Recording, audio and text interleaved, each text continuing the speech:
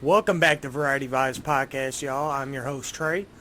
And over the next few weeks, you're going to be getting a deep dive into each of our lives as we're going to be interviewing each other and asking each other a few questions. If you guys have any recommendations on questions or anything you guys want to know about us individually, go ahead and drop them down in the comments on this video and we'll get to them, y'all. Let's jump all right in.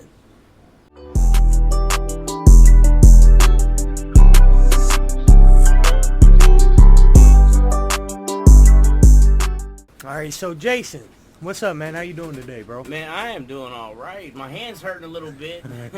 I ended up falling out my truck and smacking the back of the railing on it. You know how you got the little bars where it say 5 points of contact. So, or 4 points, not man. A hell of a 4th of July for you, huh? Oh, listen.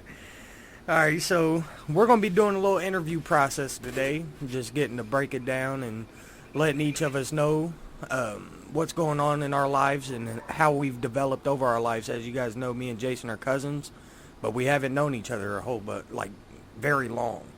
So I just want to ask him a few questions, get information from him, and also get it for you guys. So we're going to start it out with, what was your first childhood memory? Tell us about your childhood. Ooh.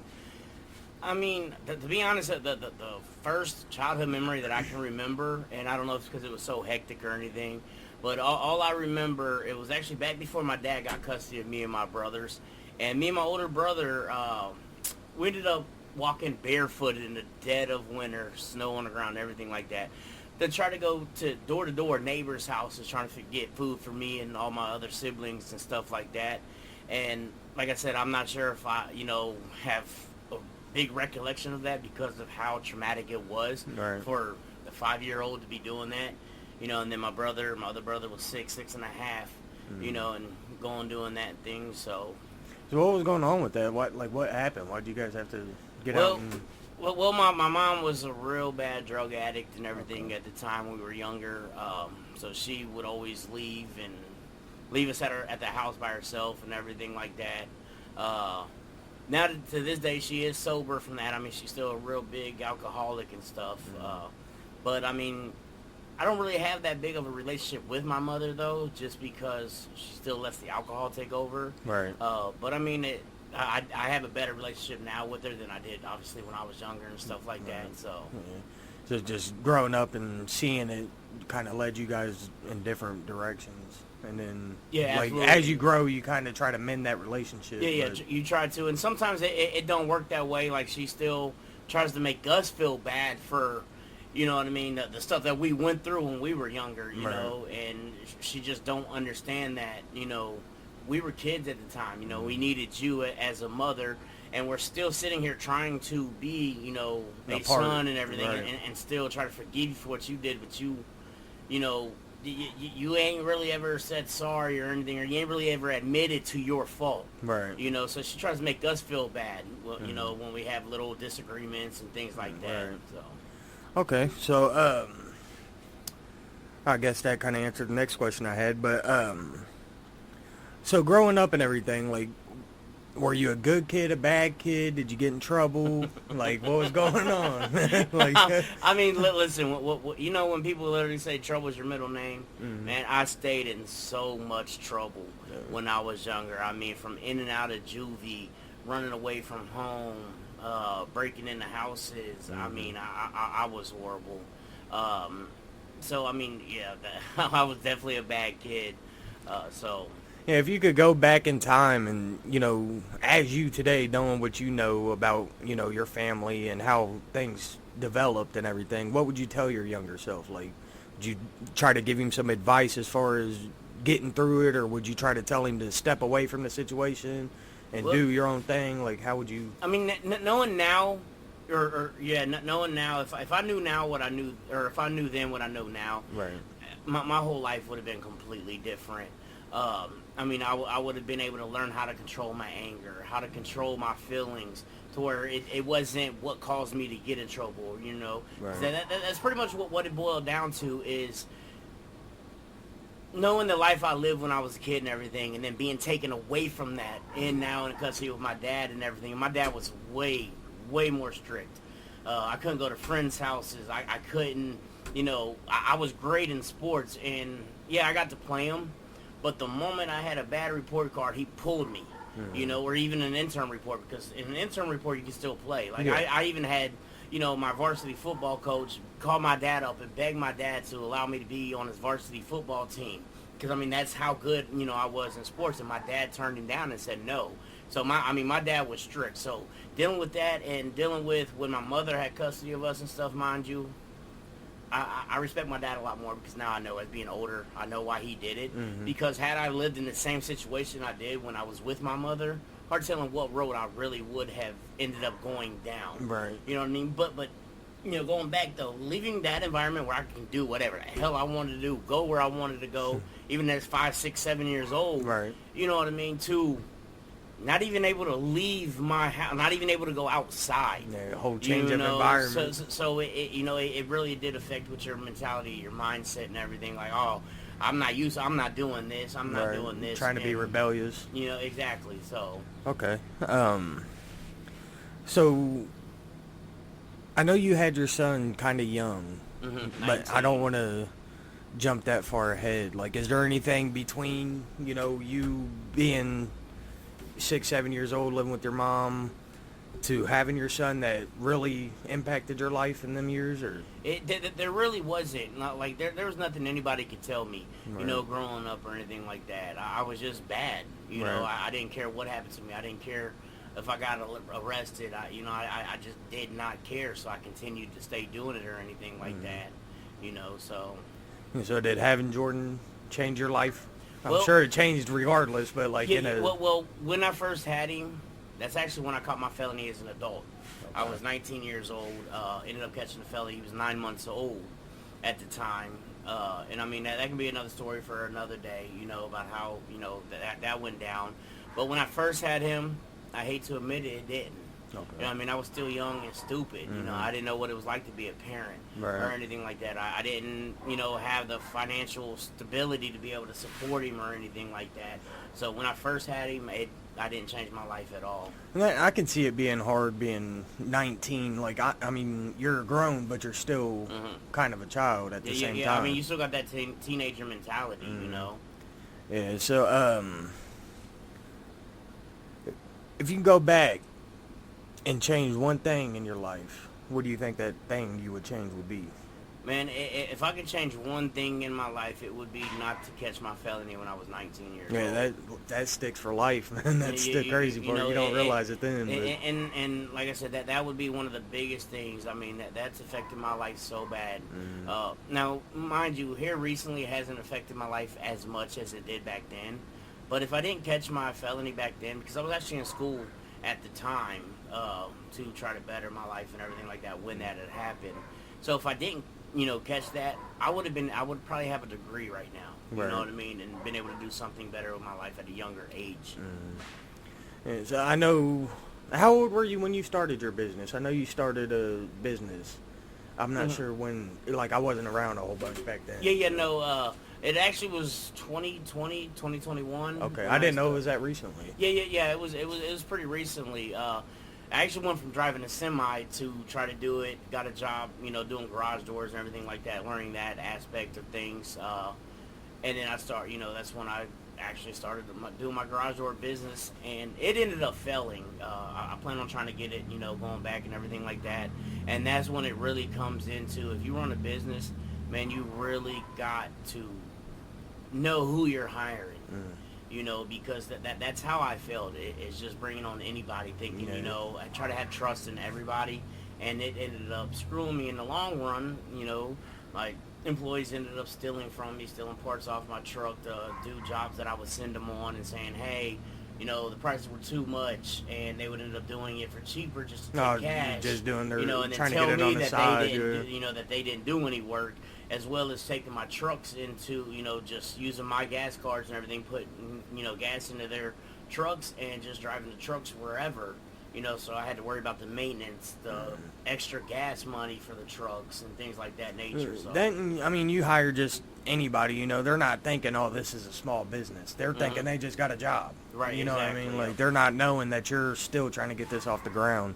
So they think, oh, he gave me a gas card. There's probably couple grand on here, you ain't gonna notice the $100 that I took for my truck. Right, and that's the thing. Like I knew every bit of money that was taken out just because I was a small business. So I knew every bit of money going in and how much I had because I had to watch my spending. You know, in order to be able to try to invest it back into the company, to be able to buy more material for jobs and things like that. So okay, so we'll go back a little bit. What made you want to be a truck driver? Like, was it just the money?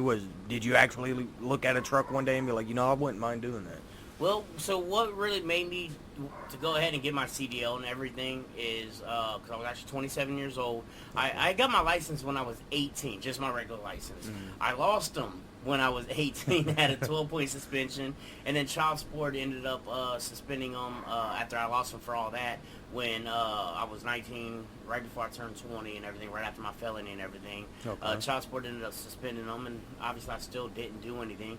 And at 26, I ended up going back to get my license and everything. And with my felony on my record, it was so hard to really find a decent paying job, something that I can build a career on or anything like that. So that's why I waited a year after I had my license. And I'm like, this is the only option I have. Right. You know what I mean? Like, they don't make bad money, you know, and I can make a career out of it. So if this is the only option I have, this is the option I'm going with. And that's what chose me or made me go ahead and decide to hop in to become a truck driver.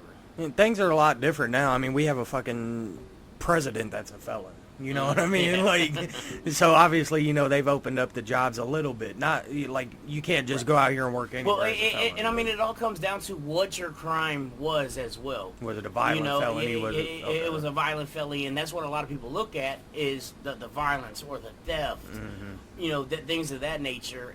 And being that it was a violent felony, a lot of people's not going to hire you because of that. Because I mean, you got to realize, like, if you're randomly hitting somebody, punching somebody in the out on the street, if you're not liking it, as I'm your boss, if you're not liking what I'm telling you to do or anything like that, what's to make me think that you're not just going to haul off and like punch me in my face just or lose something your shit. like that? You know what I mean? So that's why they look at things of that nature as well. So okay, as you guys don't know, but he knows, I actually rode with him on a run this weekend, and me and this dude did not turn the radio on one time.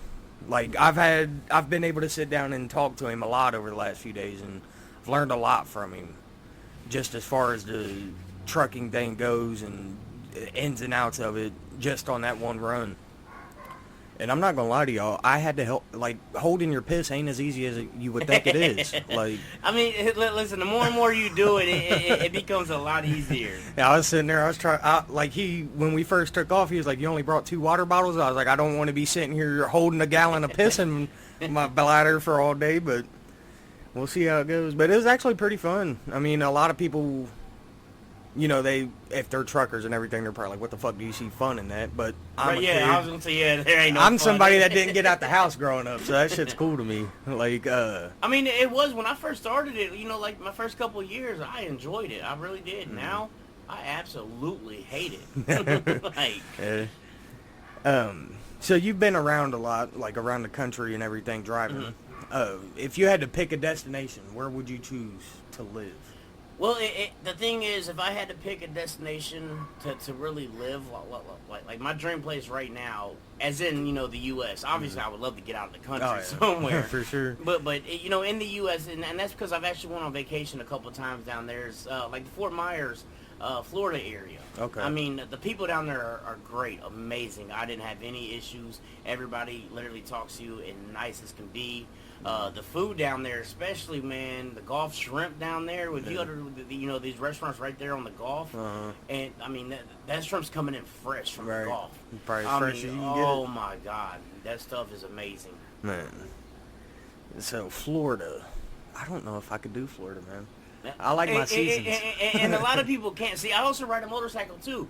Yeah. So in Ohio, I can't share. You're half the year is off. And riding my motorcycle in December. I'd love to be able to hop out on a motorcycle on freaking Christmas Day or jump in the pool on Christmas Day. Right. Yeah, I guess I never really thought about it like that. But, I mean, shit, with this Ohio weather, man, there's some years we have a warm Christmas sometimes. You know what I mean? It's not as bad. I just like my seasons. I don't know But if I I mean, can yeah, stay hot all year. I mean, you got to realize though, even on times we have a warm Christmas, you're still afraid to hop out on the freaking bike because 10 minutes later It's it's going to snowing. freaking drop down negative 10 degrees and snowing. So That's true.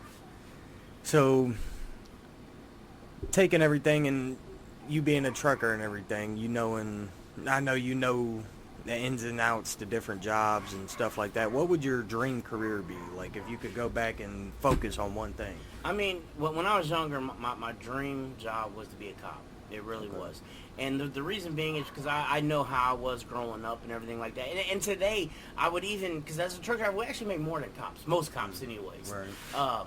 But I would legit become a cop. And the main reason is because look at everything that's going on in this world.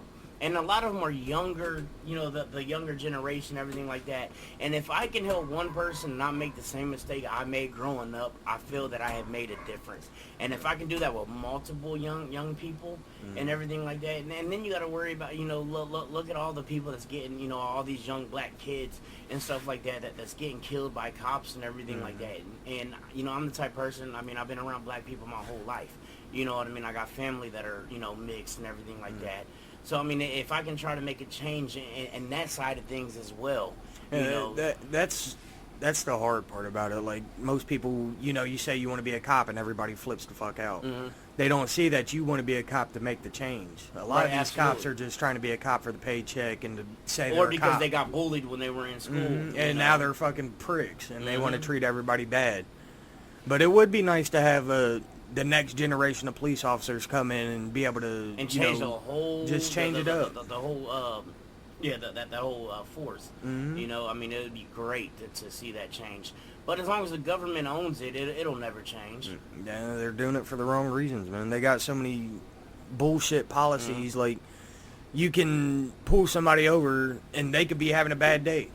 They're not supposed to take that into accountability as cops. You know what I mean? And that's just something you got to do when you're interacting with people. I mean, and it's the same thing, like it's not meant for everybody. Because I'm not going to lie, if I walked in on, a child that was just raped or something like that, it would be hard to hold back the anger and everything. But that's when the maturity comes in, like, okay, we got to allow the courts to handle this. Yeah. Like, I'm not going to beat your ass, but I'm going to put every damn day on your sentence I can. And make sure there's every little bit of detail, everything like that. So, and like I said, it's not meant for everybody. Not everybody, can do that job. Yeah. And I personally think I could do it well. I mean, I feel like you could. And I want to do the same thing, kind of, not necessarily be a police officer, but like a mentor. Like, I would love to have a group of kids around that I could, hey, you're thinking about doing something, come talk to me about it. Yeah, because I've probably done it already. Like you know what I mean? Yeah, or something like that. Yeah, I would love for something like that. That's why I want kids so bad, man. Just to share my wisdom. Like, I know I'm only 24, but I've had a hell of a life. Yeah, as of you. You know what I mean? Like, it would be awesome to be able to change. Yeah, absolutely, and be able to change the next generation. Because hard telling, me and you out here doing it, I mean, we could change literally the whole next generation. I mean, it's going to be hard, but it can be done. Do I think that we could change a whole No, I don't. But, I mean, it's a possibility, especially if we put the right knowledge in, this kid's head, and this kid goes to the next kid, and pass it along that way, so. Yeah, so that's kind of why we do this podcast. That's our way of trying to be a better person. And if this podcast does blow up, what's the first thing you think you buying, man? What you getting out here? I mean, to be honest, if this, because like I said, I'm not really all in it about the money or anything like that. I'm in it about trying to make a change. So, I mean, the first thing that honestly I would do is probably donate my money to like the Boys and Girls Shelter or something like that, trying to help out the younger generation. Yeah, that would be nice. Like that. That'd be sweet if we could put something together like that. I know we've discussed different things with the giveaways and stuff like that. It'd be awesome to be able to throw some stuff together and actually see the help that we're doing. Yeah, because with this, like, you put it out there, but you don't see the effect. Like, you can see the comments and everything, which we appreciate. We appreciate all the follows and everything, but you don't get to see it firsthand. Yeah, absolutely. And I mean, and the thing is, it takes so long as well on there to really see, the effect or the people that it's reaching or anything like that. Yeah. And even these people that's got kids that are on the wrong path or anything like that. I mean, try to put them onto our channel and maybe, hearing us talk about how our life was and things like that. They might be able to look like, oh, okay, if I change now, things can happen. Because like I said, my life didn't change until I was 27. That's only 7 years ago. That's when I got my CDL. That's when I decided to do something different. Right. Or 8 years ago, because I'm 35. I'll be 36 this year. Okay. So, damn, I can't believe I... You kind of looked shocked when you said it. Listen, when you hit a certain age, you don't remember your age no more. You was like 35.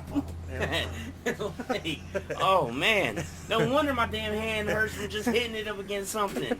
God, my bones are getting fragile as hell right now. We're gonna have to get you some health insurance here soon, bro. Hey, I got health insurance. Oh, do you? Yeah, You better take that shit for granted, bro. You better use every penny. Oh man, shit. I'm gonna need me a life alert button here soon.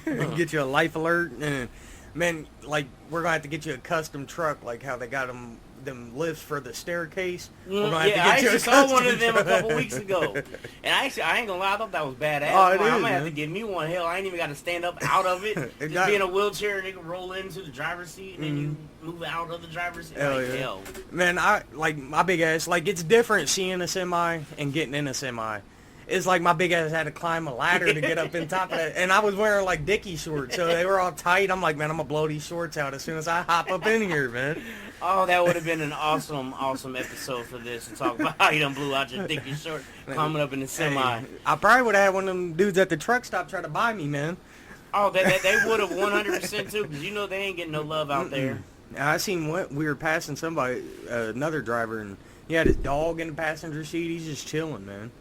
Oh yeah, I mean, you should see some of these people too, and so like that's the thing. Like a lot of these truckers are pretty awesome people. That's the thing. If you guys ever get a chance to meet a trucker, meet one. I promise you. I mean, they're some of the best people, some of the nicest people you'll ever meet. There are some that are assholes, that are dicks, and things are so much better than everybody else. But for the most part, all truckers are or most truckers are awesome people, and I mean. They'll even give you wisdom. Yeah.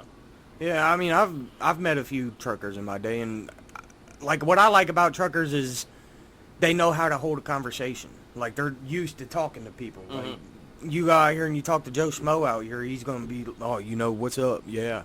Okay. Hell yeah. You talk to a trucker, hell yeah. You talk to a trucker and he'll ask you questions. And you guys will get to talking about something completely different, just based off of the conversation. And just bullshit. And sometimes you don't even know how to respond to them. Like, shit, damn, you got me stumped now. Yeah, man, that's crazy, dude. But how do you feel about your life right now? Like, I know obviously you're not content with where you're at. Yeah, like at all. You always want to be, pushing forward. But are you proud of yourself? Are you disappointed in yourself? I mean, for the most part, because obviously that there's been issues and stuff, like certain jobs and everything, not doing my due diligence of finding a right job. So, end up quitting a job until I get, another job. And that job, not doing my due diligence, that job turns into a pretty shitty job. So quit that. So, I mean, am I? I'm not at all. And that's my own fault for not doing my due diligence to try to get to the right job. So, I mean, and that's all goes back to why I'm in the situation I'm into. It's because of my own fault. You know what I mean? Not doing my due diligence or anything like that. So I'm far from content.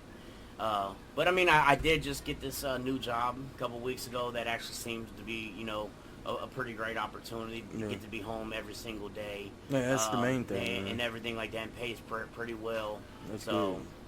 And like I told you on the phone, I know we talked a little bit yesterday, dude. Like, I know I'm probably the last person you expected to pop in your life and be like, dude, like I actually look up to you and getting to know you. I'm happy to be able to sit down and talk to you and learn from you. Right. Like, and a few years ago, I'd have been like, man, listen, don't look up to me. Yeah. Don't. You know what I mean? Because you're going to do nothing but disappoint yourself. And I mean, there's still certain things that, I'm going to be like, listen, obviously I'm not where I want to be, and I'm not to a point to where somebody can look up to me. But it is nice to have somebody look up to you, and that also helps you get onto the right path you want to be on as well. It's like, man, I got these people looking at me. I got people I'm trying to show up for. Yeah, absolutely, and that, you know, that's why I said, like it's nice having somebody look up to you, but at the same time, because you know when somebody's looking up to you, you can't make a mistake. You know, You feel like you're letting the whole world down. Exactly. So like I said, yeah, it sucks when somebody looks up to you, but it's also a great feeling as well.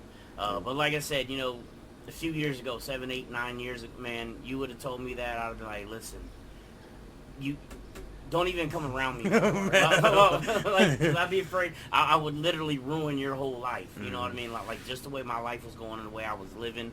So I mean, I am proud of where I had, you know, came from where I was, but I'm not content. Right. And like I said, You're not where you want to be. Exactly. And then mind you, and I could have already been where I wanted to be. That is all comes down to my stupidity of not being there and still, you know, messing up a little bit in my life on certain aspects and certain things as well. Okay.